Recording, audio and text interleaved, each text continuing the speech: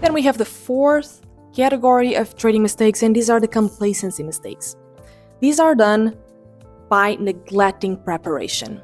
And they mostly happen when traders are on a winning streak, they are satisfied with their performance, or they've reached a very good week or month profit-wise, and so they become quite lazy and complacent with the routines that have been working for them.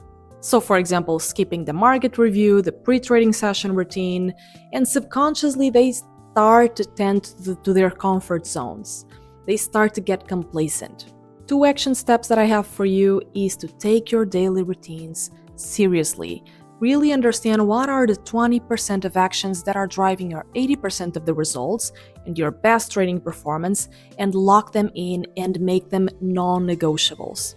And you can also set accountability measures, so tracking your progress, check marking the activities that you've done for the day, and really having these tracking measures help you keep accountable. This has all to do with the journaling process.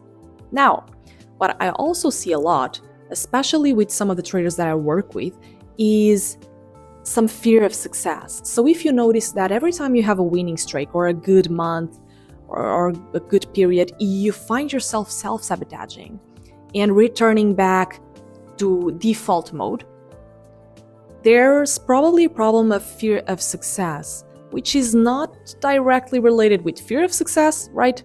None of us fears success in its literal sense. It's more what success brings, the responsibilities. And so I wrote a post about this, and I suggest you going in there to understand if this is really the case. If you're experiencing trading plateaus or resistances in profit ranges, you go to a certain profit and you cannot get out of it, or you self-sabotage your progress after some weeks or months of good performance, I would suggest you to go there and read the post. You'll find it insightful. Link in the description below.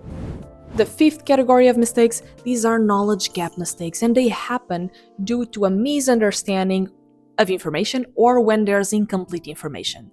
So for example, when you misinterpret a news headline or a market news data release, numbers release, and you trade it in a certain way, but it was due to your distortion of perception, so you misunderstood it.